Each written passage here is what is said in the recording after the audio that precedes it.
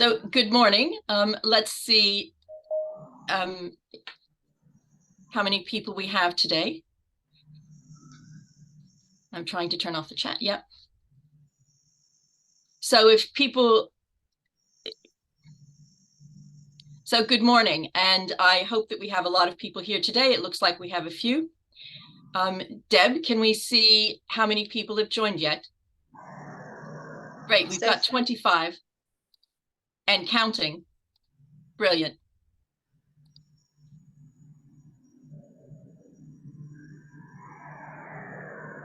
Okay, thank you very much for joining us here today. As you will know from our slide, it's the SFMI 2023.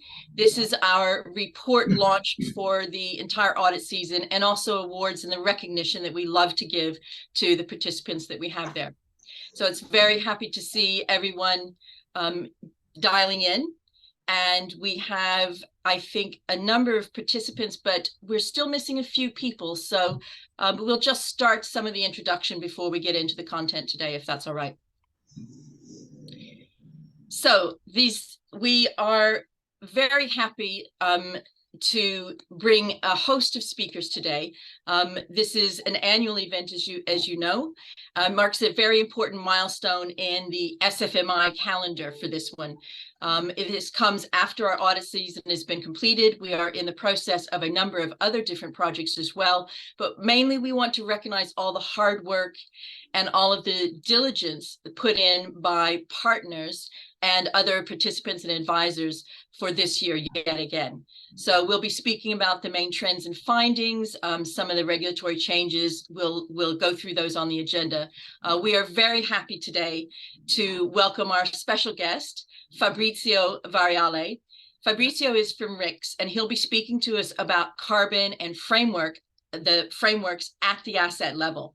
So this has been something that's close to what SFMI is doing in their Scope 3 research. And we're very happy and very grateful that RICS has been able to spare Fabrizio for this time, and that he was able to bring his expertise into the project and into the session today. So welcome to Fabrizio and to each of you that are here today. So just a little bit of housekeeping. You'll see that you will be able to find our summary report on our website. We also we are putting up the email address as well. So please do keep engaging with us throughout today's event. Today's chat is disabled, but the Q&A tab is open, and that's going to be our main method of communication, I think, today. So we'd love to see all your questions and comments. We're going to cover as many as we can at the end of this. If we can't get to each of them, we will try to find another way to address them over the coming weeks in this one. So please do use the question and answer function. We are recording this session. This is one of the reasons why we're disabling the chat. We are recording this session, so please just be aware that if you're uncomfortable at all with that. But by recording this will allow each of you to receive a copy of not only the summary report, but also the recording itself via email later this week. So for the agenda, just to give you a few notes on this one. So the overview of 2023 will be by Sunil Shah. He will give the overview of where we are for the industry and in 2023 and beyond. Then we have a small session actually on the Scope 3 research program. This is an overview by Chris Havers, and then our guest speaker, Fabrizio, will be speaking about the Scope 3 emissions and reporting at the asset level. Then we'll move on to some of the findings. So as you all know, the 2023 SFMI audits give us a lot of information about the progress and about the trends in our industry, and Chris will update us on each of these. And one of the important things is, one of the main drivers, if not the main driver right now, is the regulatory and frameworks changes. So we have Heather Turner leading this topic today, and how these are affecting the FMs and the approaches that FMs need to use. And of course, one of the most important aspects is the opportunity for us to show some recognition for the progress and all the good work and performances. And we'll be doing that in our awards session today. And then we're leaving a bit of time to cover questions and comments that you send us throughout this particular session. So now I see we've got quite a few more participants that have been able to join us. And for anyone that missed it, there will be a record. We are recording this session. Please do use the Q&A tab, not the chat. And we will be sending out emails later this week with the recording and the report itself, which is being launched today.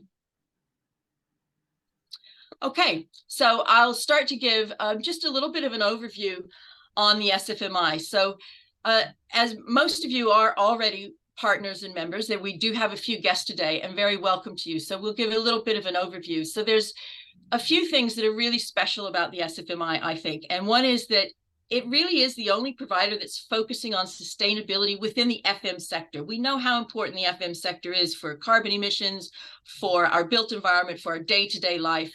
And this is the only one that's actually looking at sustainability here within the FM sector. We've been going for over 10 years. We've now got 11 years under our belt, and it's the whole time it's been looking for value and improvements to give back to our long-term partners. And we'd just like to point out that a very significant part of the FM market is involved. So we've got 20%, and that figure may be on the low side, of the UK FM market, which is covered through partners and participants in the SFMI programs that we have. One of the things that's less common is that we are also now gaining traction internationally. So we are now active in Spain and in Ireland. We do have discussions going on elsewhere. Germany and some other places in Europe already for this one. And there have been a few thoughts about some other places further afield. So the work that's been done here in the UK that each of you have contributed to is something that we think is already being seen for its value in other places as well. And one of the important aspects of the SFMI is collaboration. We know that we audit for this as well, but the collaboration, we do collaborate with some very important bodies. So RICS, and thank you for Fabrizio for representing RICS today. We collaborate with the IWFM, various articles and research and speaking, and with the IEMA as well. And a few of you may have come to us through the IEMA link-ups that we have and that we're working with on that one. So just to keep in mind, and part of the structure of today is going to be that the SFMI really does look across operations, strategy as well, but also we are one of the few that will look at supply chain and all the services that are being delivered by yourselves. So if we just look a little bit deeper into who's in the SFMI does have a number of partners. So not only people here today, but other partners that aren't here today, but also are in projects with us, and also are advisors, us to them and them to us on this one. So you can see it covers providers and customers, educational institutions, financial services, NHS trusts, environmental bodies that you're seeing, industry bodies, as you can see there. So the industry bodies will be coming up in a second, and there are others as well. And just to highlight one of the testimonials only, and you all may have others testimonials that you've given us. We just like to bring up that it is industry specific. It is very focused for the things that are important to the partners. And one of the most important aspects is that the SFMI shares practices for the purpose. Okay, as part of this, we actually put out a lot of materials and guidance. These are just a few that you will have access to through our website and through the relationship and being a partner. The SFMI now is actually busier than ever. We do continue sharing the knowledge from the leaders to help the sector overall. So we have regular audits and the criteria update. Many of you were here before for that one. We are also consulting on some big changes that we're seeing in our industry. We are going to be updating our sustainable ambition guidance that we've previously produced. It's going to be updated again this year. We are continuing to monitor the procurement and the supply chain, and we'll update that when we need to update that. We're also releasing the next document soon in that Scope 3 framework for FM, and that is due out next week. So please do keep in touch with us if you want a copy of that and if you want to speak about some of the content of that. So that will take part of what we're hearing today from Fabrizio and from the SFMI, and it starts to move that framework forward. Very important aspect in our industry on this one. So yes, the documents are available to download from the website. Emails from us, please do keep in touch with this. And if you want to get involved, by all means, speak to us. So remember, this is being recorded. Please do put questions and answers into the Q&A tab. We will go through them later. And for now, I'd like to hand over to Sunil Shah for the industry overview. Sunil Shah is Managing Director of Aclaro and the SFMI. He's got over 15 years experience in sustainability, and a lot of this in environment as well as responsible business and a whole host of organizations. And he has been the originator and driving force in the SFMI for all these 11 years and more to come. So handing over to you, Sunil. Yeah, fantastic. Thank you very much, Brenda, and very kind of you to say only 15 years as well. The oil of Ole is helping enormously.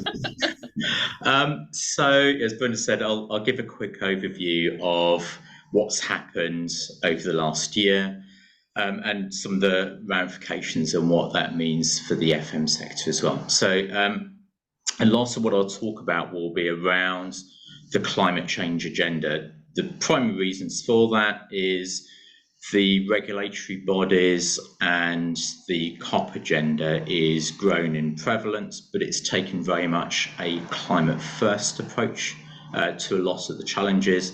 There is a growing recognition in terms of labour and human rights issues and activities which are taking place, and that's going to follow hot on the heels. But we do have a climate first agenda which is taking place. A lot of that is coming from what we've seen this year. So September 2023 was the hottest month on record. From the UN emissions gap report, they said that is the equivalent to a 1.8 degree warming of the planet compared to baseline. So we've got already an understanding of what those warming activities are going to be like. Next year, because of the El Nino effect, we're expecting the year overall to be around 1.5 degrees. So it will drop as we move away from an El Nino effect, but we're starting certainly to go into phases where we're butting against that 1.5 level. But there has been some significant progress that's happened. So at COP in Paris in 2015, at that stage, warming was on track for 3 degrees, or slightly above that by the turn of the century. And we're starting to talk around some of the implications that would happen. With the current policies that have happened today and are in place, we're talking of a 2.5 to 2.8 degree warming. So there has been quite a significant step forward in the past 8 years, and a lot of that starting to galvanise and move forwards as well. But coupled with that, there's a report that came out earlier this week from the National Natural Capital Accounts, which is a government report, UK government report that was put out, looking at the value of the natural environments and putting a price on it. So how much does the natural environment provide in free services to the UK? And that was equivalent to the value of all the houses in the UK. It's valued at about 1.5 trillion. So along with this climate first element, we talk about it from a built environment perspective. That doesn't mean just the buildings and what we've built, but it also involves the natural environments as well, and ensuring that that's maintained, looked after, and it's set to thrive as well. So there's 3 key areas which I'm going to run through. So these 3 areas, they're also linked up. So the Trends and Opportunities report from IFM came out earlier today, and that goes into a little bit more detail on these 3 trends. I've written an article within that document. And then IWFM produced a report which came out yesterday on the 30 years of IWFM. Sounds like it's been well planned together. So the 3 key areas which I'll run through is 1, which is around the consolidation of the standards and the requirements. Secondly, around climate risk, and third is around leadership itself. So looking at the standards and the requirements, I put together, this is the slide from last year, where I was talking about the consolidation of a lot of the standards that was going to be happening. And at that stage, we're talking about having a suite of key standards that we were moving into: TCFD, the ISSB, CDP, GRI, and the CSRD. So it's an alphabet soup of acronyms in here, but your elements such as your CSRD and TCFD are both regulatory requirements, and then those within the box, the ISSB, CDP, GRI, are the voluntary activities. So a consolidation of a lot of what we are trying to achieve and do was a huge positive step. Main reasons is we've gone from a language of having lots of different ways of how we ask for information, but also importantly, it means that organisations either have to report in a multitude of different ways, which is a significant amount of time, but also we don't have consistent responses that comes out from it. So from an investor perspective, it's difficult to be able to understand what goods looks like, but also to be able to invest into the future. And at that stage, we weren't quite sure what the end picture was going to end up looking like and what it was that organisations would need to do. So if we move forward to what next year is going to be looking at, so we still have that consolidation piece that's starting to happen. There was my prediction of what was intending to happen was pretty good. So TCFD itself has been removed. That is now being combined into the ISSB. And we now have these 4 areas which are starting to connect together quite significantly and overlap in what they're trying to communicate and what they're trying to achieve. There are nuances between them in terms of how they operate and the key sectoral outcomes for them, but there is a common language and a taxonomy that we're starting to see from how these 4 operate. And what we are looking to move towards is the transition plans that was released and announced last month. The UK government has pulled them together. The likelihood is that those transition plans will move into the group of 4 in the middle. Transition plans is about how do we start to measure where an organisation is going into the future, and it's setting out a long-term ambition. So in the next 30 years, where is your organisation going to be? And your transition plans provides 5-year programs and cycles for how it's going to get there. Your first 5 years will be quite defined and specific because you know exactly what you're going to do, you know your capital cycles, and you know your sales forecasts. Your further 5-year plans are then target lines in key areas and key activities. And if we take the example of where the UK is coming from, the UK also has 5-year strategies. We're currently in carbon budget 4 at the minute, and we have 4 trajectories of what we're trying to achieve. And as each Prime Minister comes in, we play around a little bit with what the numbers are and also what the expectations are. There's an element of kicking the can down the road, and at some point, some of that will need to come back. But we have good visibility of a lot of that happening, and also the warning signs about what's going to happen into the future. And the same starting to apply now from a corporate perspective of how is an organisation able to look further ahead to understand how much you can kick the can down the road before action will happen, but also before it will start to impact upon the value of that organisation. The reason why that's of interest is it's down to the investors. The investors are looking very keenly at the larger corporates. The larger corporates are inherently, their value is also based upon their supply chain and how their supply chain will respond to them. So they're also looking at their suppliers to be able to support them on that journey as well, because it's the same transition plans for your supply chain to get to net zero and manage this as well. So we're starting to now look at these transition plans as a 5-year cycle and looking much further ahead, a 30-year program ahead, and then working our way backwards in terms of what we need to do. And the final part, which has really come through in the short term, is around the prevalence of badges that we now start to have.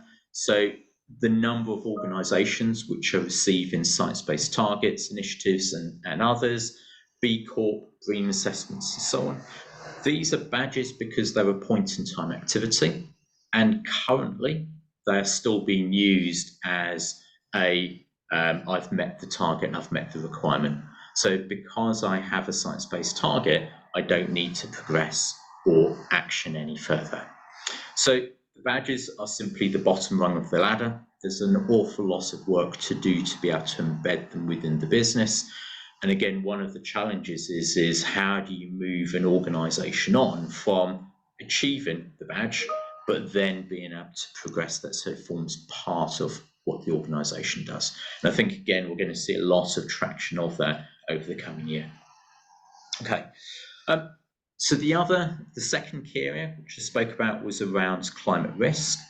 And again, we've seen an awful lot of that this year that's starting to come through with some of the changes which have been happening, the climate impacts that's been occurring almost on a week-by-week basis, and pretty much everywhere on the planet.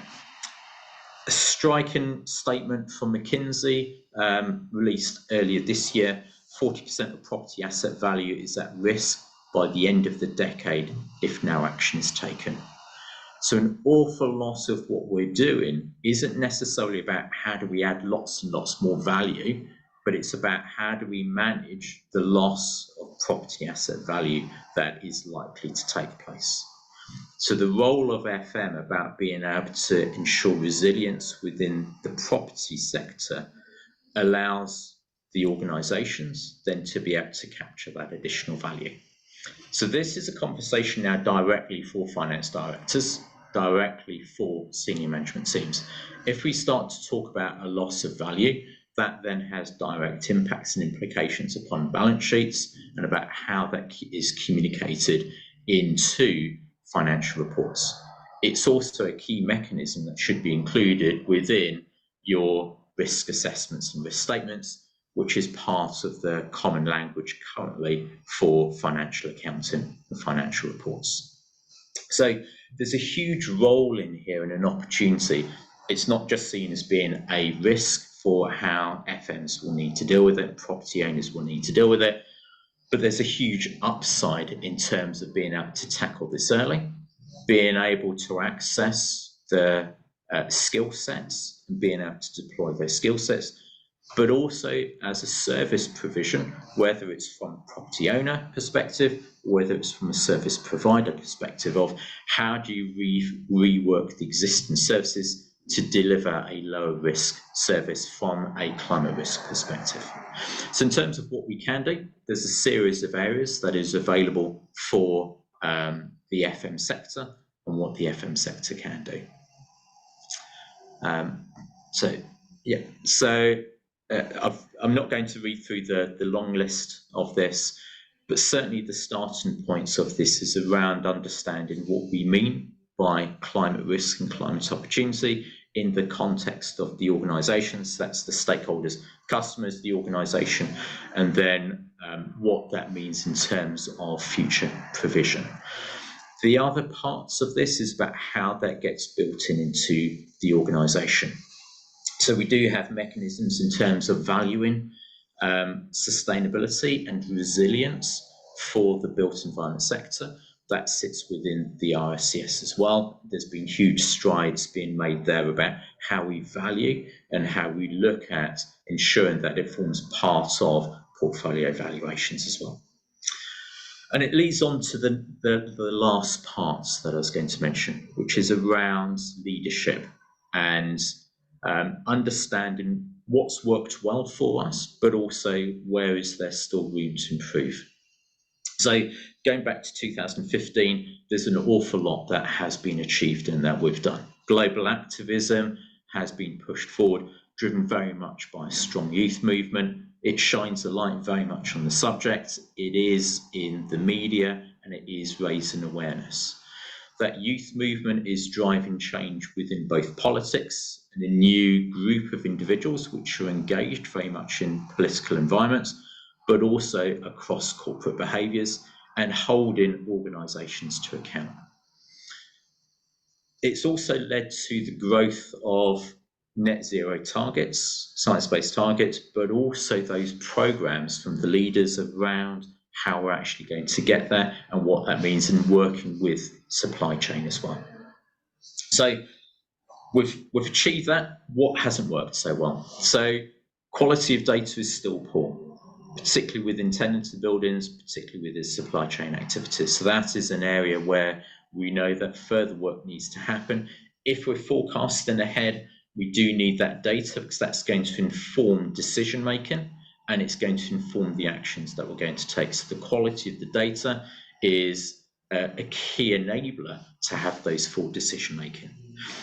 But also the inclusion of sustainability within corporate strategies is starting to happen. It is there within the operational side of things, but not necessarily within those corporate strategies for the next 5 years, and the ramifications of what that means for finance directors, for the other board members and their understanding as well. And so finally, it's then looking at what does that mean from that leadership perspective. And so I'm part of groups where we have board directors, etc., that meet up. The competency of boards and senior managers teams do need to be bolstered. The level of competency to be able to understand, to hold organisations to account, to be able to drive progress isn't as good as we need it to be. It's developing rapidly and it is moving quickly. And that's a key area where we're going to start to see some changes happening. But what that means also for an organisation is once you have a board that's engaged, they will start to drive progress a lot faster. So the other part for organisations to start to do is that forward planning to visualise the business in the next 30 years. What will that be? What will a net zero organisation, an FM sector organisation be? How will those services be provided? How will you have a net zero supply chain that's working for you? And then working your way backwards, what would that be in terms of the key changes that will be needed to enable you to get to that point? So that's a quick overall summary in terms of some of the background as to where we've got to where we are. The huge amount of change that has taken place in 2023, that consolidation exercise, but also what that means in terms of the future, very much a forward-looking environment now. And it's very much now for organisations to be able to look ahead and to be able to plan not just 12 months ahead, 18 months ahead, but to have 3 to 5 year cycles as well. Thank you. Okay, so I'm going to hand over to Chris, who's going to give a summary of the Scope 3 research project. We are launching that, as been mentioned, next week. It's been about 12, 15 months of very hard work to pull that together. So we've got a series of documents that are going to be provided and produced around the framework, but also supporting documents as well. Chris? All right. Thank you very much, Neil. And yes, it's just like I say, it's good to be back at Aclara and the SFMI because I wasn't part of the last 12, 15 months of super hard work. I actually spent time in another role, but asked Neil if I could come back to Aclara. So good to be back, but I can't take credit for the last 12 months of work, the hard work that's been put into this particular project. So I believe I have control. Yes, I do. Brilliant. So for those of you who haven't been involved in the Scope 3 emissions framework, the vision of this, I think is probably about two years ago now, or 2 and a bit years ago, was to be able to position FM as a key component in delivering zero carbon in the built environment. And that's something which the SFMI has always been promoting for the last six or 8 years or so. And it's really trying to place FM as that pivotal linchpin in being able to deliver zero carbon for the built environment. But in order to do that, what we needed to do was to build up the understanding of what's the actual impact of FM and how can you measure that particular impact. So we wanted to be able to set a standardized framework in order to calculate carbon emissions, because we found that there were different FMs were taking on different scopes and boundaries. So we wanted to be able to get everyone singing off the same hymn sheet. We wanted to be able to provide an engagement tool for FM to work collaboratively, and to help the organizations to engage with their customers, or if you're an internal FM team, to engage with the rest of your business to show what kind of impact you can have. And then we wanted to build a carbon tool which comes off of that and uses real data and starts to be able to give the industry emissions factors which it can work from, so it's not using kind of broad brush estimation approaches. And then we wanted to be able to use that to engage the wider built environment. So this was a 4-stage approach initially envisaged. Step 1, which was released in June 2022. That was something I was part of originally.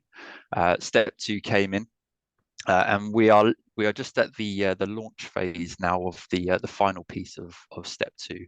So as Sunil mentioned, on the 5th of December, we'll be releasing the framework itself, but also a kind of a business case guide to that, which would be kind of a smaller document, which will help put across that business case to why it should be used and how it should be used. We will also feed other documentation out as well, or kind of guides to the information as well, to make it more accessible over the next month or two.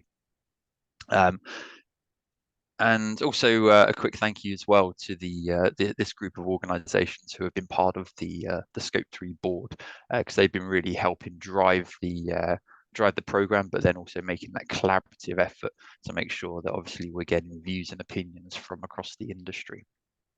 So I wanted to give you a quick talk before handing over to a key member of the board, Fabrizio, into the development of step 3, which is ultimately developing a tool, kind of an online web-based tool. So just a quick note, we've made some great achievements in stage 2. We've put out some really significant articles, which has been helping push out the understanding of what Scope 3 emissions are across the industry, across the built environment. And that's kind of moving beyond just the FM industry as well. It's going into that full built environment. We've had some great upskilling discussions, training sessions, and we've had some really good exposure. And so we really feel that this project's been positioning FM as that key net zero player. We've been able to work with actual data. So within our stage 2, we've built up 11 contractual based inventories, where we've really gone into the depths of individual contracts to understand how you can measure the emissions from the services being delivered and compare those to kind of estimated approaches, which are quite broad brush strokes. One key thing as well, which we're going to get Fabrizio just to give you a bit of an understanding of, is that it was actually an added bonus to stage 2, because originally we were looking at how you can standardize a corporate FM inventory and then take that down to the contractual level. But then also we've also taken that an extra step further, and we've also aligned the framework that we're releasing with understanding building carbon assessments, which can actually then align with the RICS built environment carbon assessment. So like I mentioned, we'll get onto that very shortly. So just a very quick plug on stage 3. We're going to be getting cracking into stage 3 in the new year. So what we're looking at doing, so we have our framework for calculating. We've stress tested this against a small sample of organizations and their contracts. So now what we're looking at doing is really ramping up that contractual level approach, and we're looking at bringing in a number of organizations who can really apply this approach to a high number of contracts. And the aim then is to be able to embed this approach into building up a whole life carbon building assessment, create a web-based tool, but then also start to, because we're working with a much larger group of contracts, we're going to then be able to start to use actual data where we can start to set benchmarks and understand the significance of what kind of impact FM can have on zero carbon within the services that it delivers. And then we can take that information, create a web-based tool, which we can then put out to the industry. So as I mentioned, we're looking for 10 sponsors of this approach, each of those being willing to use the framework in order to apply our framework to, which will then obviously help us to create the size of the sample and the data that we're collecting, which can then help drive and build the tool. So we'd love to, we're going to be talking about this a lot more over the coming month or two, and using it to drive the recruitment for for stage 3. We'd love to get organizations to be a part of this. You'll get significant advantages of working with top industry players. That's both from the FM, but also from the FM industry, but also those within the built environment. So the likes of RICS, IEMA, IWFM, who are all kind of thought leaders within this and part of the Scope 3 board. So yeah, we're looking to really drive this forward over the year of 2024. So look out for the report next week. We'll be putting it on the socials as well as through our website, and also through various articles within the trade press. And also the SFMI Scope 3 board will have access to that report later on today as well. Just as a bit of a bit of a heads up into the deliverables for that. So now I'm going to hand over to Fabrizio. So Fabrizio is the Place and Space Analyst at RICS and has been instrumental to helping the SFMI align the Scope 3 framework with the whole life carbon assessment and the built environment carbon database. Bit of a mouthful, I know, but Fabrizio, over to you, and thank you very much for your help on driving this project forward for us. Thank you, Chris, and thank you to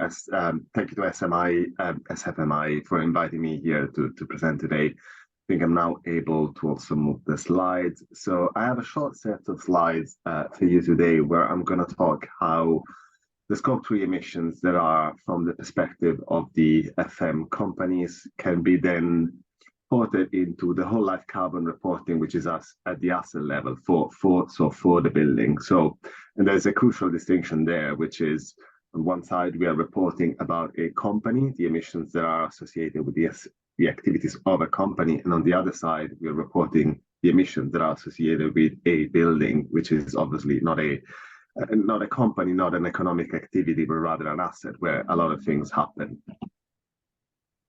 So just try and hit it work.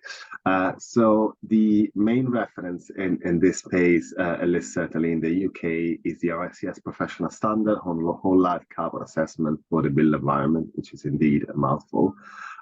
This standard was issued first in 2017. And it is based on the family of standards that effectively sets out how do we measure not just carbon emissions, but the whole environmental impact of buildings.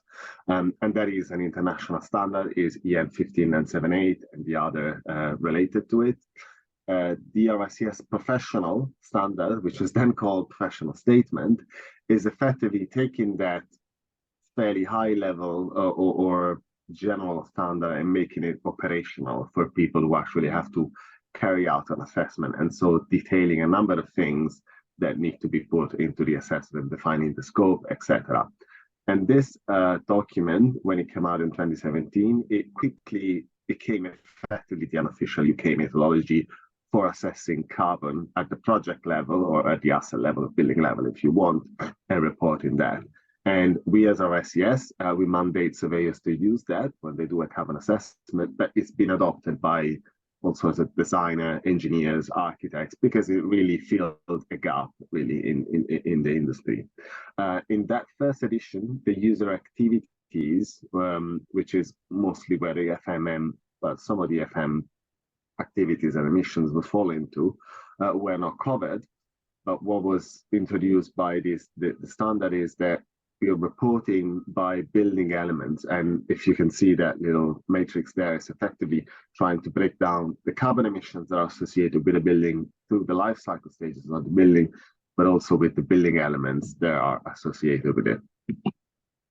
But the second edition of the standard, which came out just in September, it's now introducing a way more detailed assessment and reporting process. There was really a need for that standard to be updated and progressed. So it adds a number of things, for example, uncertainties factor that are associated with the fact that we're doing essentially a life cycle assessment, a lot of forecasting on what's happening.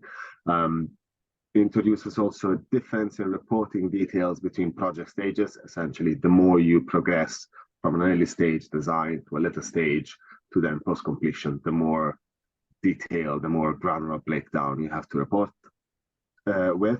There's also a difference now in reporting format between buildings and infrastructure assets that was really needed.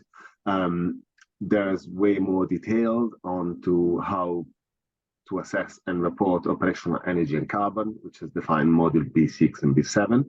And there's the addition of reporting user activities, which is module B8, which is still optional.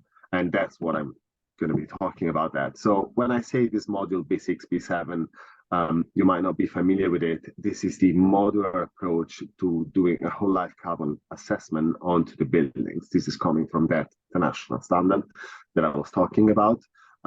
We usually talk about stage A, which is anything that happens from the design to the construction of the building. Then you have the stage B, which is in use, and then it's stage C, which is the end of life.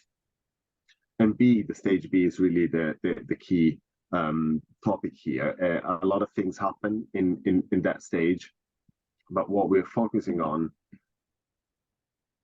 these modules. So modules B1 to B7 are emissions that arise from the core operation of the buildings, and meanings that things that, heating, cooling, maintaining the building, things that are associated with the building itself. And then we got there at the bottom, module B8, which are emissions associated with providing services to the building, which is essentially what facilities management contracts do. Now, as I noted there, depending on the nature of the asset, if it's a commercial building or it's in a warehouse, that distinction is not always clear, and so it needs to be kind of well taught on how to separate these emissions into the various modules. So the reporting of the user activities, which I say is that module B8, and it is optional, is done through a fairly simple breakdown of those activities into three components. B8.1, which is the emissions that are associated with the user mobility and transport. Okay, so it's moving to and from the building. Then BA2 is emissions that are associated with the energy use that comes from charging electric vehicles on site, so very specific. And then the last one, 8.3, is essentially anything else, emissions that are associated with using energy, but also other goods that are coming from user activity which are related to the building's intended use. And so we're talking about upstream impact of consumables and everything else, things that are not of the building but are used in the building in a sense. This will be covered in the document that's coming out from SFMI, where there's some example of how FM emissions are then reported across the different frameworks. So if you see there on the left-hand side, you have FM emission activities, and then you have the next column reporting for the FM providers. So it's like scope 1, scope 2, etc. Then there's also reporting according to GHG protocol categories. And then in the last column is the BA categories for the RICS professional standard, so reporting at the asset level. So, for example, commuting of FM staff to the client site, it is Scope 3 emissions for an FM company, but then it's B81 for the RICS professional standard, and so on. The particularly tricky one is the last one there, which is purchasing products required for FM services. Their related operations are not part of a building related maintenance activities. And I'm going to show you some more examples on that. So, for example, it's just useful to think of it when we're talking about that is part of the building attached to the building or not. So when we're doing some activities that are emissions that are either on site or also upstream, and that activity is about regularly maintaining the building, including cleaning, that would fall into module B2, which is an actual mandatory reporting module. When instead we're talking about emissions associated with unpredicted repair, so things that happen more sporadically, that is module B3, repair, again, a mandatory module. On the third row, we have emissions associated with anticipated or scheduled replacement of products that are part of that building. So if I'm replacing a door, for example, again, that falls into module B4, which is, again, a mandatory module.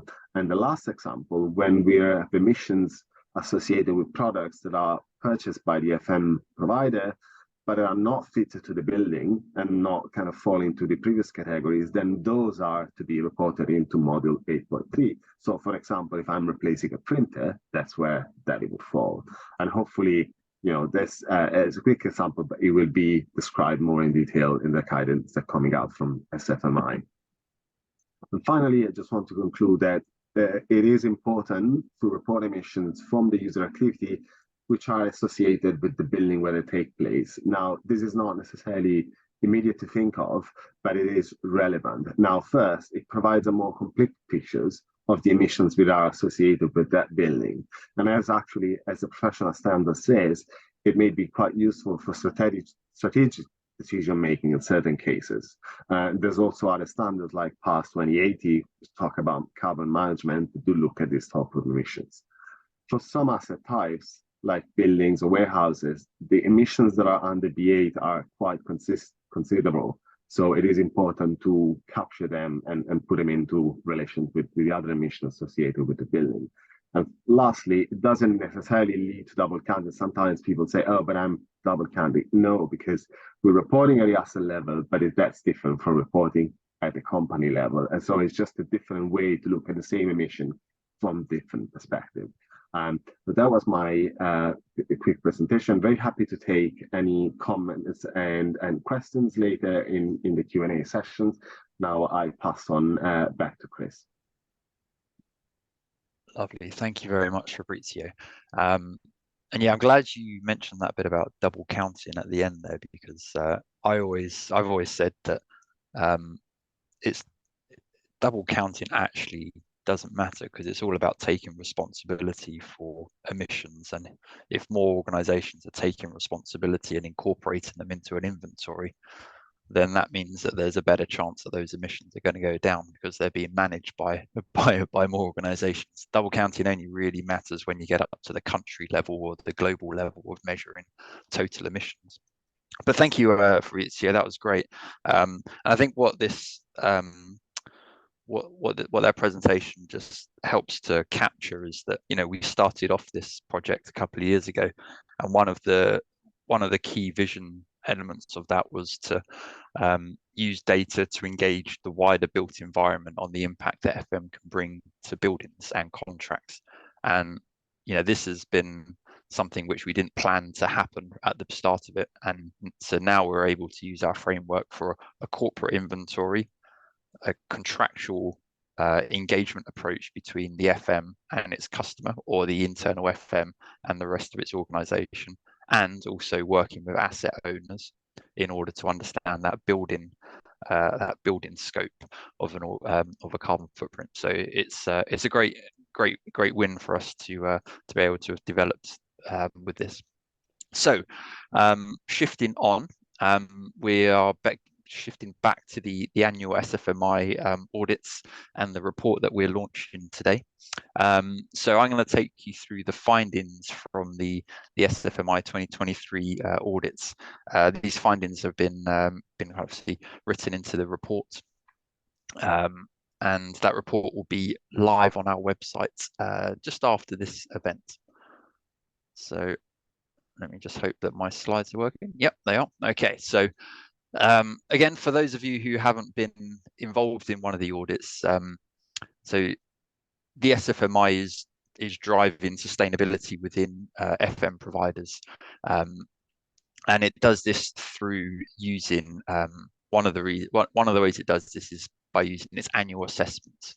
And so what we do is we start off the year by organizations signing up to say, yes, I'm going to take part in an SFMI assessment, and we set the criteria, which is a fairly static criteria, which consists of the following criteria that you can see, which are split into environmental, social, and governance categories.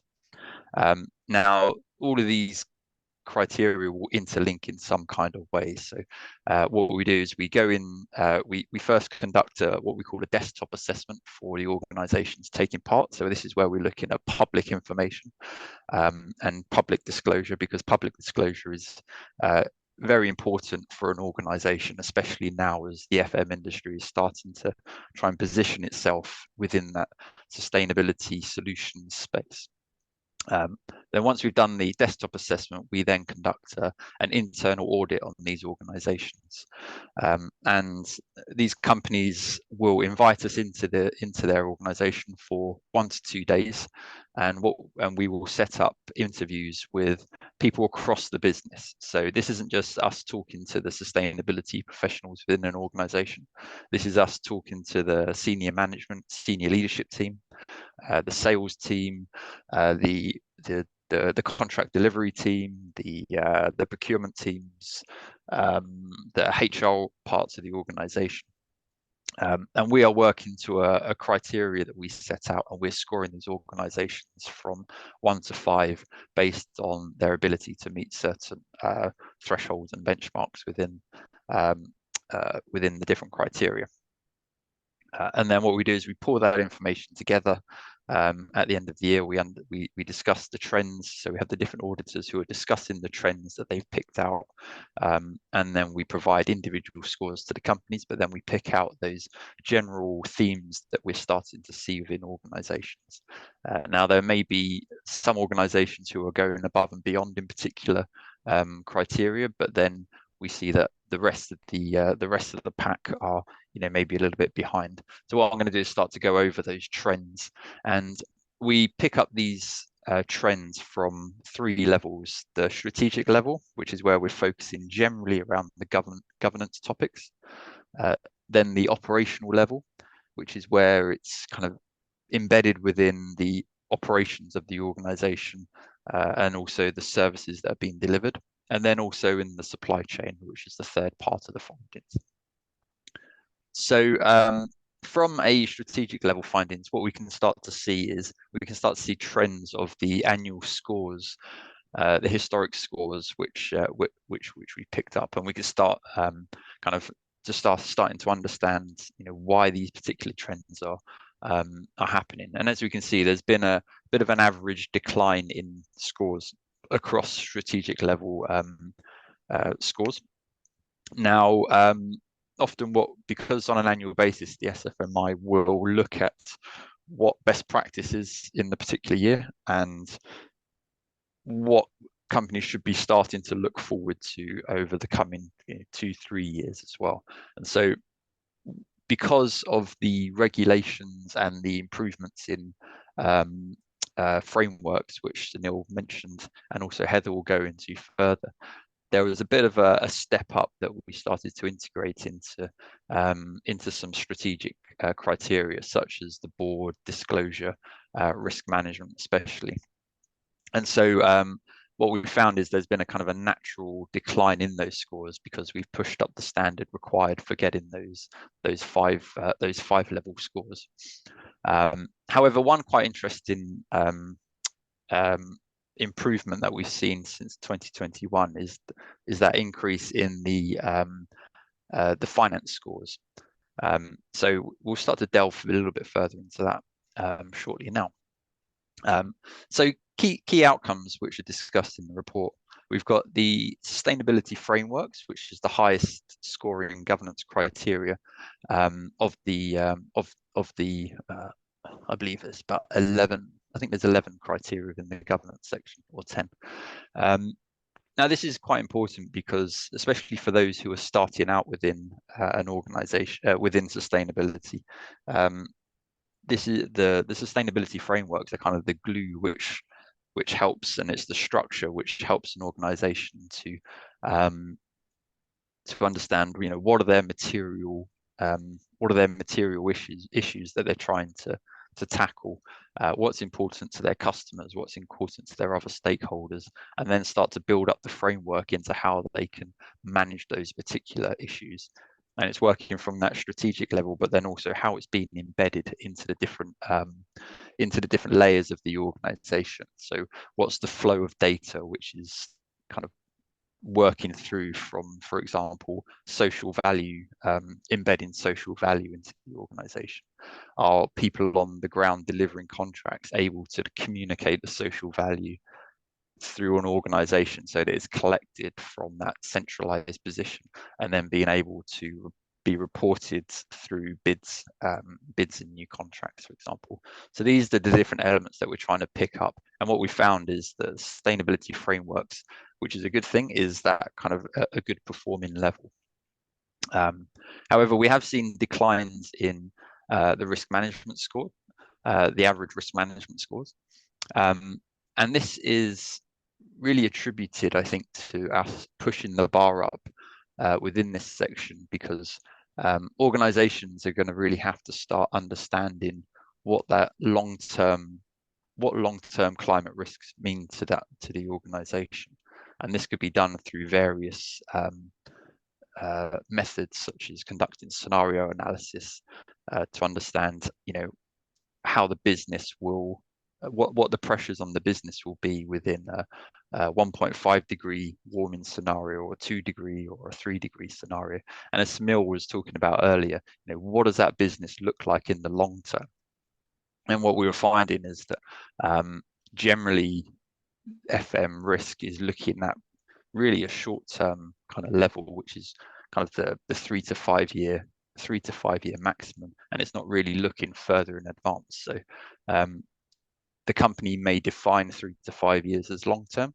However, when we start to align that with external frameworks such as the ISSB, the CDPs, and etc., actually long-term means 10 years plus. And so there's that gap between understanding what long-term risk is. And if we're starting to see a drive in decarbonisation targets, which are long-term targets, there is that gap which is formed into what a company sees as long-term, what the targets are, and what the company sees itself looking like for those in that long-term. Also alluded to earlier around the board commitment is we had a drive really on understanding competencies within the board to understand what their understanding of sustainability is, what their understanding of long-term sustainability risks are, and how they demonstrate their board's ability to scrutinize information and to understand and to really fully comprehend this information. And as Sunil mentioned, this information, there is improvement in this, but there still is more work that we feel that needs to be done. So really pushing that upskilling within that board so that they can take necessary action on long-term risks. And there's that real key link between risks and board commitment. And then obviously, as previously mentioned, there has been an increase year on year in the finance scores. So what we are seeing is that there is more companies are investing both operational expenditure and capital expenditure in kind of ring-fenced sustainability initiatives. And so that's working from the smaller organizations as well as the larger organizations which may have had this already. So so organizations, they are developing services which are specific to decarbonisation for customers, and they're investing in those as well. So they're really able to show that the money is starting to flow into that. However, again, there is that link that's required where really briefing and upskilling the finance teams on what frameworks like the TCFD are and how it can be used for business planning purposes. There is still that step up that's required for a number of companies. Okay, now we're going to shift on to the operational findings, and as mentioned, this is really in that on the grounds, and that's delivering sustainability both from an organizational in-house level, but then also delivering it within services.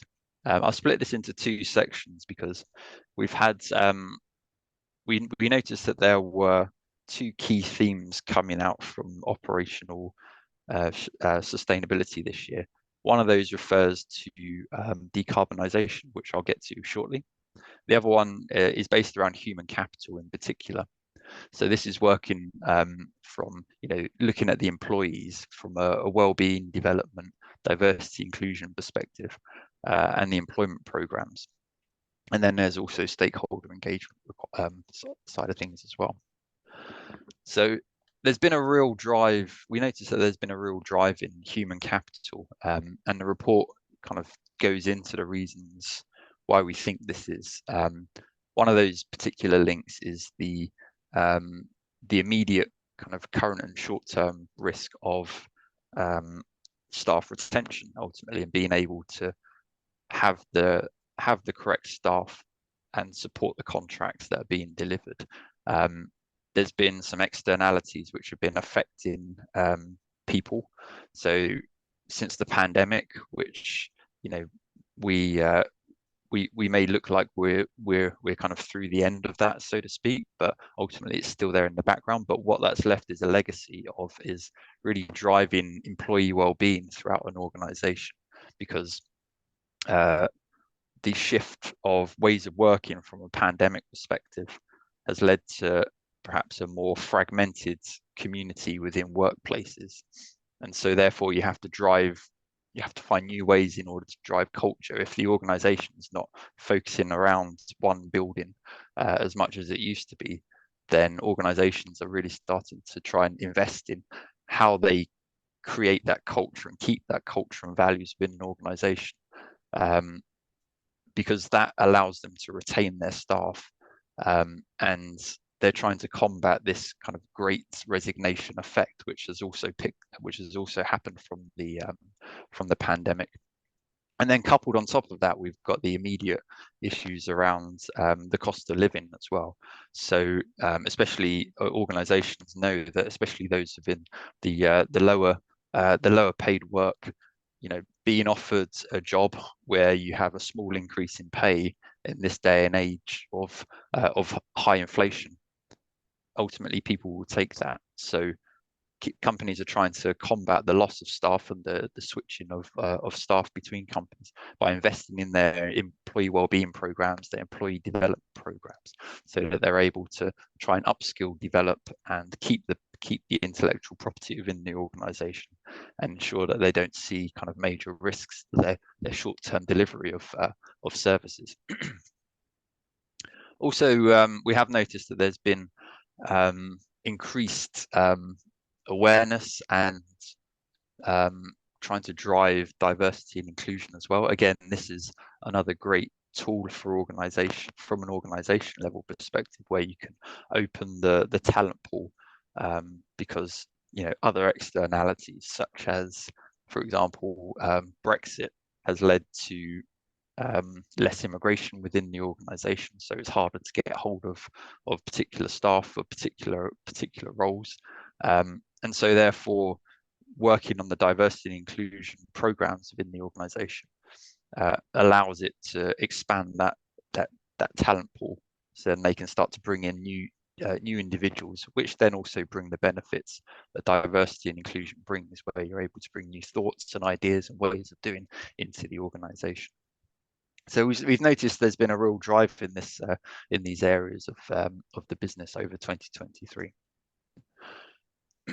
Then looking at decarbonisation in FM from an operational level, what we did was we've gone through a slightly different approach rather than kind of plotting the average scores. What we've done is a bit of a benchmark within the sector, where we're starting to understand, where companies are within this decarbonisation journey. Excuse me. So if we look at the left-hand side, we can see this this particular benchmark where all of the companies that we audited, they have net zero targets. So this is deemed a bit of a given these days. You have a net zero target. From that point on, we look at SBTI, which is a specific type of science, or is a science-based target. So it's basically kind of the step above to say, how are we going to achieve net zero? We have a tool such as the science-based targets, which gives us that science-based trajectory where we're able to get our emissions down as low as possible before we start to use offsets. And so what we can see is that we have a small number of companies who have actually established those targets, but then also we have a large number who have committed to these targets as well. So we can see this is a tool which is being used within the FM industry. We do have some companies who have inherited, so obviously FM organizations can be part of larger group companies which are more construction based. So we do have FM companies who have inherited this science-based target from the larger group, but then also we have individual FM companies who are going out and committing to science-based targets as the FM organization as well.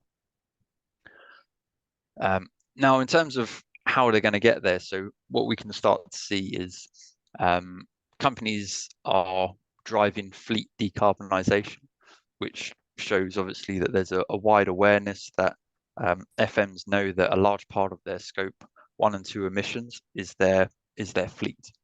And so that's a key part, and there's an organized way of being able to drive down. It's a very tangible way, and we can see that link in the investment, the financing investment that the company's making. So it's looking over the 3 to 5 years to say, how can we decarbonize our fleet, and how can we do it in perhaps the fastest possible time? What we do want to be seeing going into the future is better reporting of this decarbonisation, however, and I think that goes hand in hand with the science-based targets setting as well, and net zero target setting, is being able to report progress on an annual basis. As Sunil mentioned at the beginning, a badge is great to start off with, but you need to be taking action, and you need to be showing progress on that.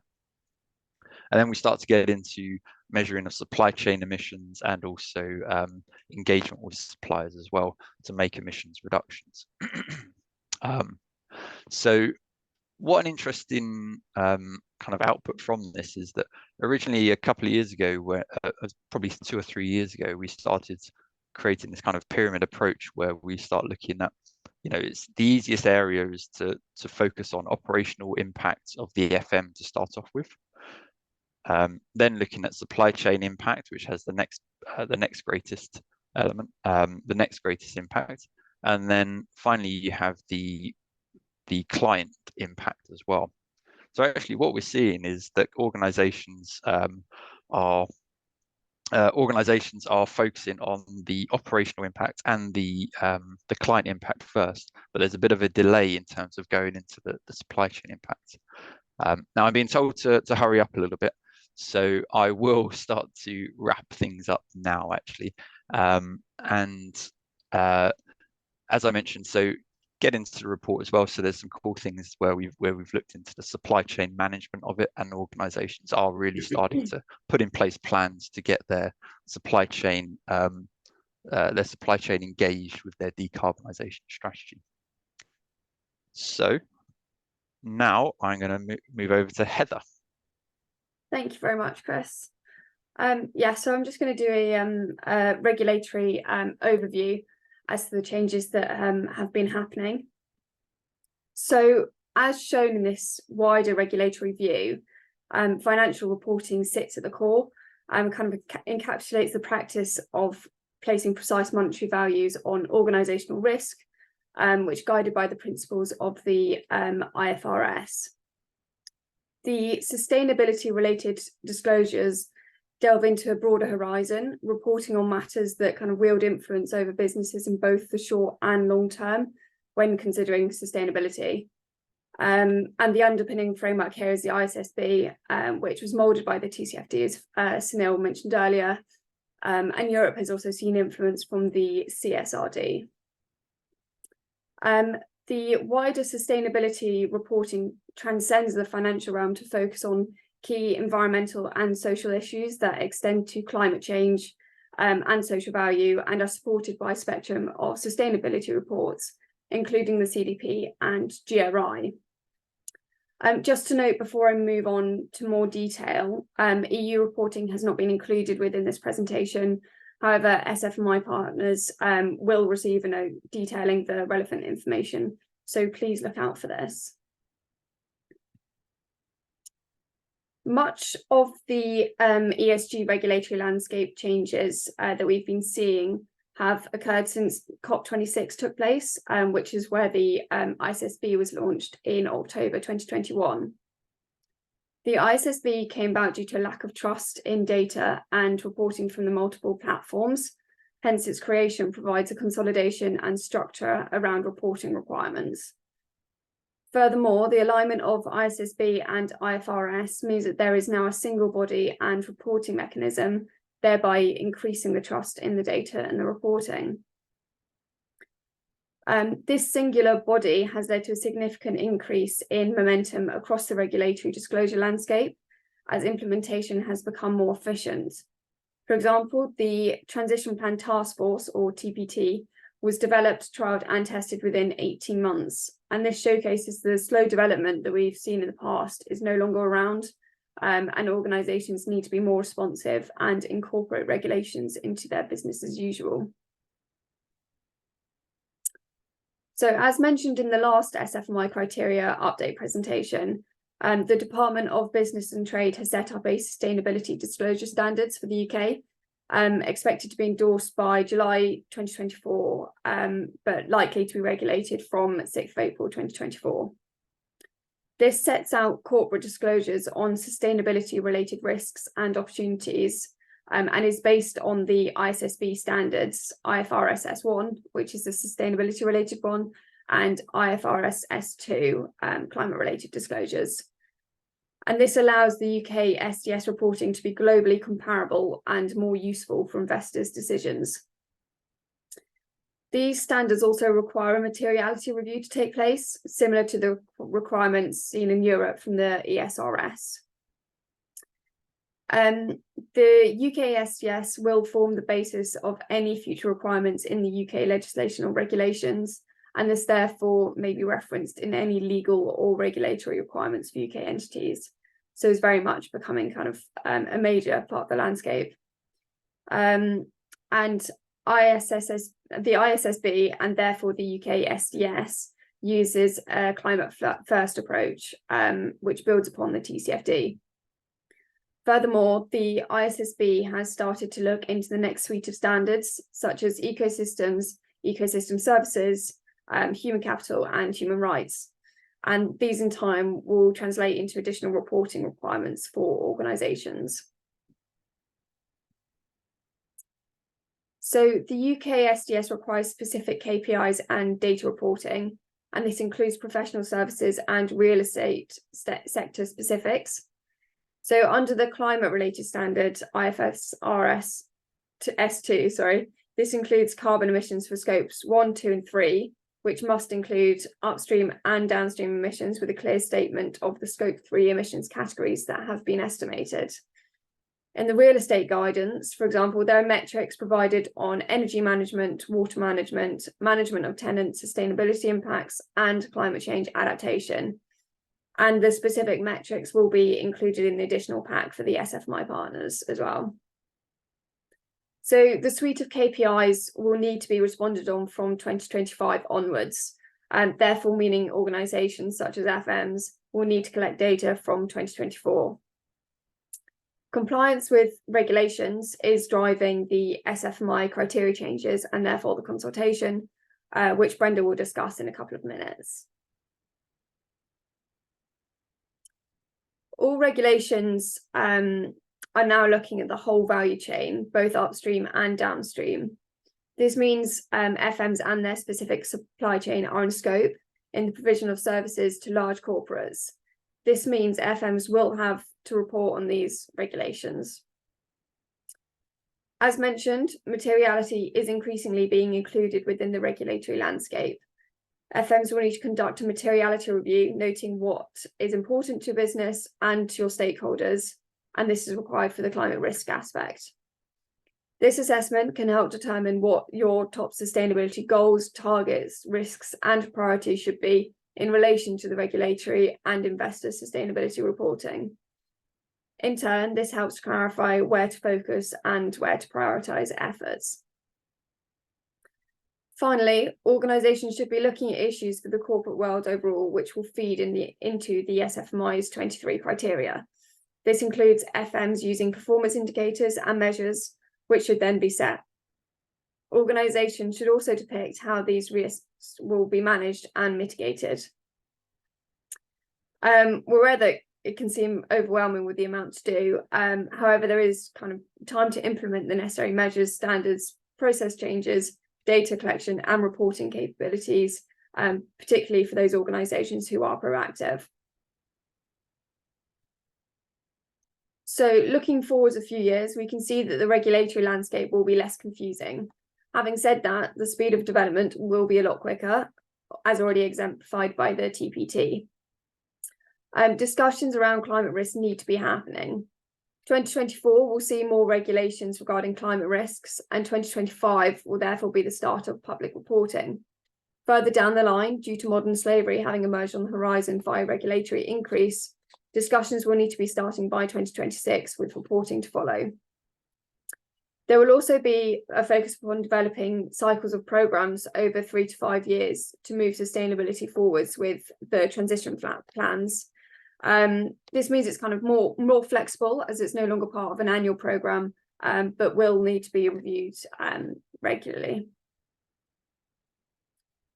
So as mentioned, the SFMI partners will be receiving a briefing note following this presentation, and this will include EU information that's not being covered in the session, as well as the real estate metrics for the UK SDS. If you have any questions, please do pop them into the Q&A function and we'll do our best to answer them at the end of the session. And quickly on to Brenda on the consultation.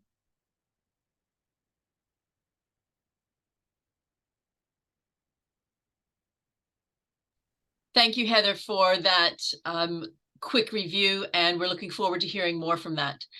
So I think in just a small wrap up, I would like to inject a little bit here. We know that the role of the SFMI during its first decade is to upskill the sector and enable leadership. And we're seeing that this is now, we're at a time where this is more necessary than ever. So as you all know, the SFMI assesses using 23 criteria. We update this annually. It's been 5 years since it's had a major revamp.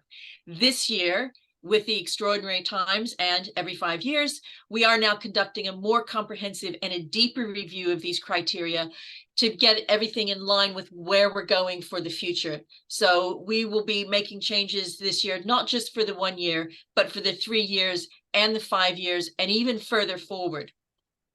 So this could be some very substantial changes coming from the structure and what we're looking at in this one. So in order to do these things and consider the metrics, we are going to have to identify the impacts, and mainly we're going to be engaging with the relevant stakeholders and experts, and that's each of you. So I would like to say that we do have a good core of volunteers, of people who and companies who are working with us. This is a great time to get involved. We are having more people join us even this week. So this is a great time to get involved, and it's a great reason to get involved. So please do come and join with this, speak to any of us.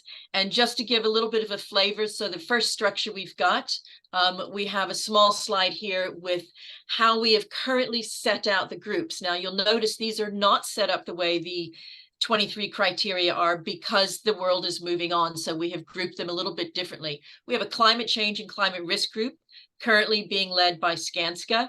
Sharon is working with us on that one.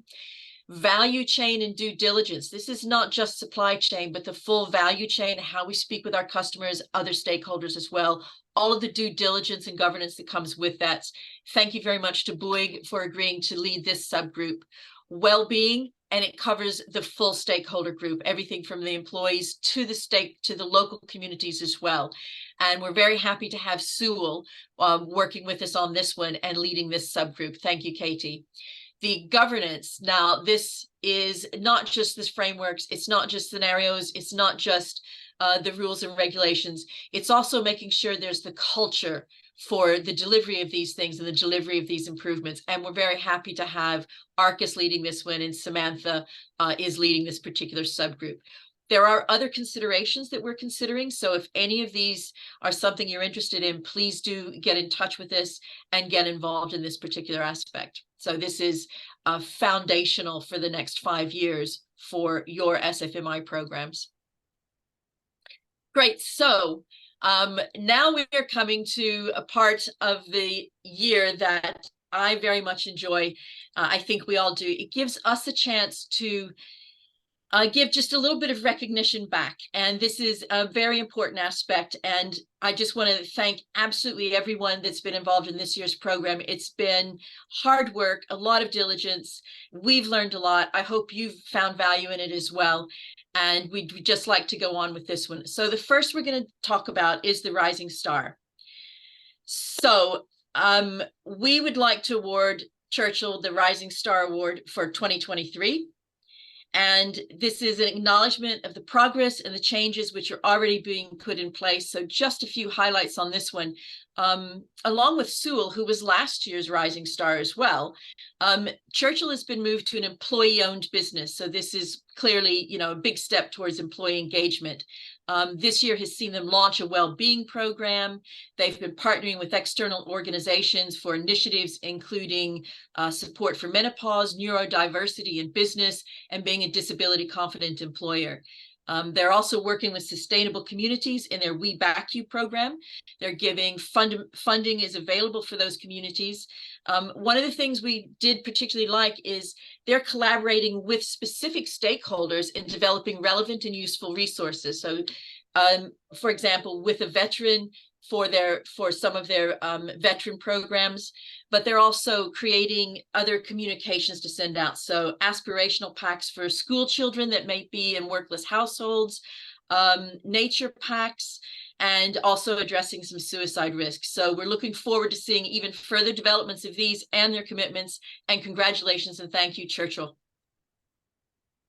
So once we've done the audits and the scores, as you may or may not know, we have bronze, gold, silver, and platinum. And we do like to take this chance to recognize companies who've pushed themselves and they've achieved a score that actually gets them into the platinum. So in only alphabetical order for this one, this year we have 4 strong companies in platinum. So congratulations to BAM FM, to Mighty, to Skanska, and to Vinci. I want to thank you as well, because the progress for all of us towards sustainability benefits from the standards that you maintain and the leadership that you can provide for the industry. So congratulations to each of you, and thank you for that. So we also, because people have asked us to, we usually will single out 1 or 2 companies that have the highest score in this particular year's audit. And for this particular year, this is Skanska. So again, we've had some great results with progress across so many of our companies, and so many strong scores on this one and improvements within so many companies. But we want to recognize Skanska as the top score. There's a few things that we have that we can bring out. And one is that the board commitment is even stronger now. The management team is becoming more operational, and that's helping drive sustainability through these challenges that we're having. They're committed to further learning. There was 250 trained last year on general carbon awareness. This year, the training is becoming even more specific to the roles. There's even support to start training people to have those carbon conversations with the customers as well. And those are all supported by the board and pushing it through.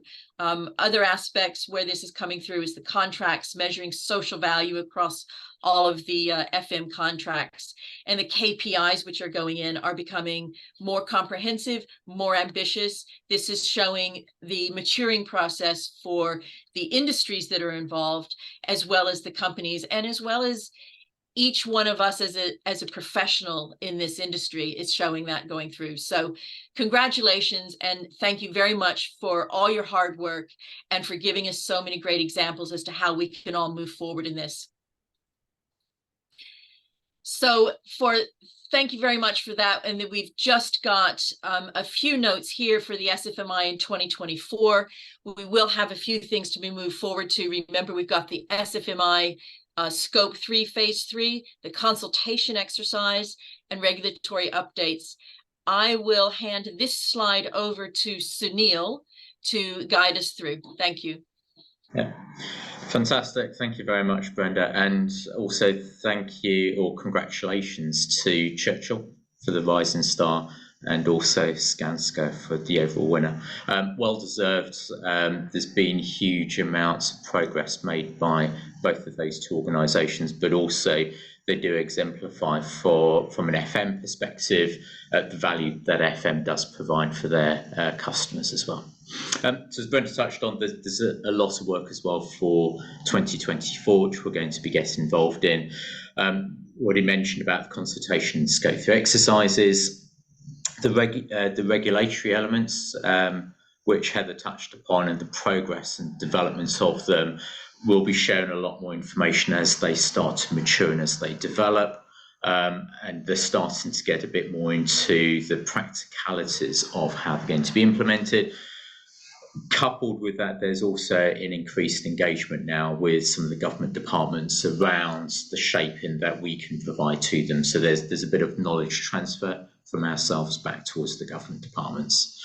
And also we're looking to update the SFMI. So it's to provide, really encourage greater levels of engagement and involvement. So to set out community programs that will involve discussion groups, education parameters, as well as sharing of knowledge and experiences. So we're looking to update the way that the SFMI operates to allow for much greater parts of that engagement cycle happening. So we'll come out with a little bit more information in the new year on that. Okay, I'm conscious we now have 2 minutes left for the panel discussion. So thank you very much for everyone's presentations. Thank you, Fabrizio, as well, for taking us through the professional standards as well. Conscious in the couple of minutes that we do have a number of questions that have come through. I will pick up on one. It wouldn't be an SFMI session if Reid also didn't ask a question. So one of the questions asked by Reid was, many organisations are claiming a net zero target, but only 3,500 organisations globally have signed up to Science Based Targets initiative. Is this deliberate greenwash or just a lack of understanding? Chris, if I can go to yourself first on this one. Ooh, good question. So I think I don't think it's deliberate greenwashing. I mean, I just took a period of time working in the finance industry, and I know that there are a number of organizations who are within finance who are meant to be the drivers of net zero, and they're kind of shying away now from the science-based targets, but they are also keeping their net zero commitments, and trying to understand how it's kind of focused, how they can realistically achieve the targets based on the structure of their organization, because no one wants to be held responsible, should we say, or being told that they're greenwashing because they have committed to something and then actually it turns out that they're not able to actually achieve it. So yeah, I don't know. I think people are taking that certain industries are taking a conservative view, should we say, and being careful that what they commit to is something that they can actually achieve. And there is a difference between net zero targets and science-based targets, which is a bit more of a firm line, should we say, because net zero has a little bit more wiggle room, should we say. Yeah. Will he answer? Sorry, Reid. Yeah. Does anyone else want to chime in on that one? I think certainly for myself, there are others. You've got the likes of Race to Zero as well, but I think this also explains why there's a need to have a better taxonomy that's understood from investors and through organisations, so we're better able to understand what the difference is between a science-based target and just the net zero target, but also net zero may only be a scope 1 and 2 rather than a scope 1, 2 and 3. So we're better able to define what the scope and the coverage is as well. If everyone's able to stick around for a few minutes longer, we'll just answer a couple more questions as well. So the second question that came through from somebody hasn't given their name. So I spoke about the vision, the plans for the year 2050. Many senior leaders won't be working then. How do we start on that? And are there any tips on how that will stay on course and progress? So it's very much around, if we have a 2050 year vision that's set out, we're going to go through multiple chief execs. There's going to be changes within an organisation. How do we deal with those bumps in the road, being able to set out a 2050 plan? Who wants to take that one on first? I have to pick someone, I think, still. I'll start, and then Sunil, you can jump in, since it was one of the things that was on one of your slides, I think.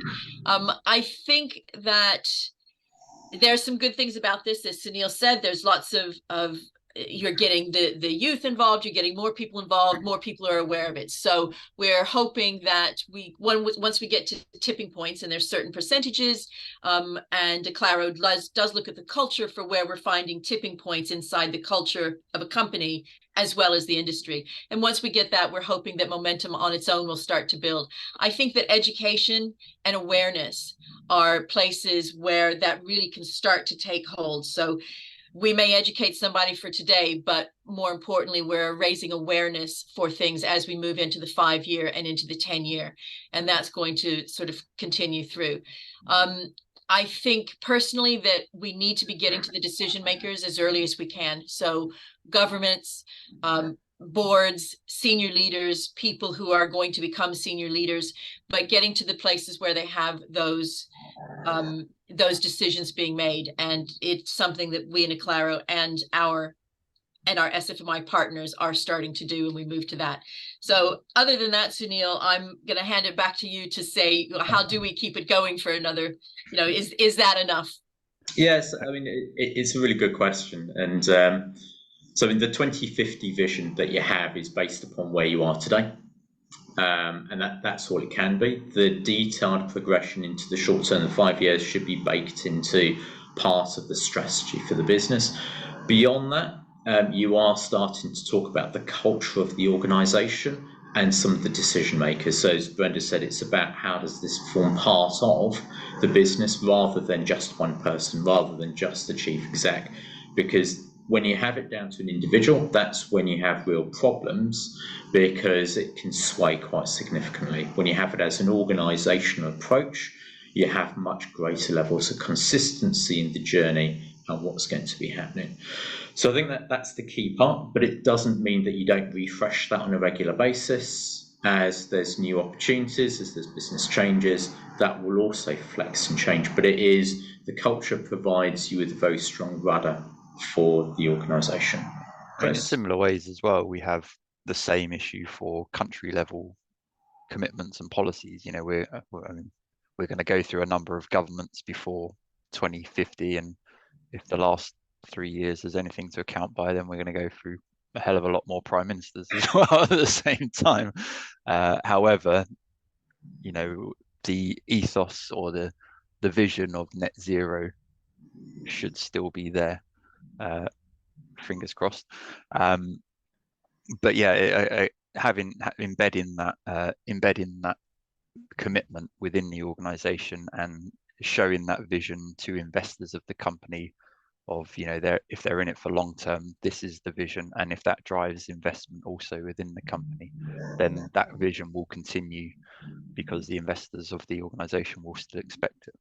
And so, you know, it has that underlying added value for the organization, and so therefore shouldn't be stripped out from one CEO to the next. Yeah, fantastic, thank you.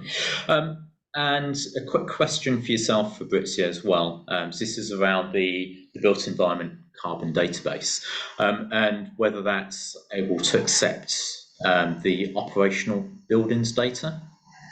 So thanks. So the current edition of the database, the one that is online now, and I invite people to go on and just Google BCD and you'll find it.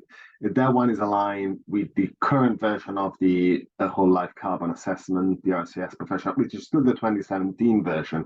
So no, we don't have a place to put in B8 module, because that something that I forgot to mention in my slides is that the professional standard, the new version, though it's out, is not in effect yet. That comes into effect in July 2024, and by that time we will have an updated BCD to a second version, let's say, and that will include the module B8, you know, with that breakdown that I given in my slides.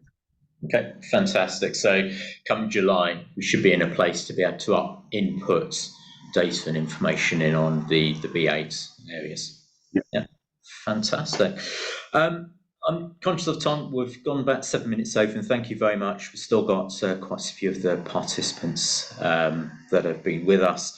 There's a few more questions which we'll answer as well as part of the information that we'll send out. What I'll also say is thank you very much to everyone for attending. Thank you very much for the panelists for some wonderful presentations as well. Fabrizio, thank you for joining us. Congratulations to Churchill and Skanska once again for the awards, well deserved. And thank you to everyone for attending and sticking with us for the last hour and a half. Hope you all have a lovely rest of your day, and we'll see you all later.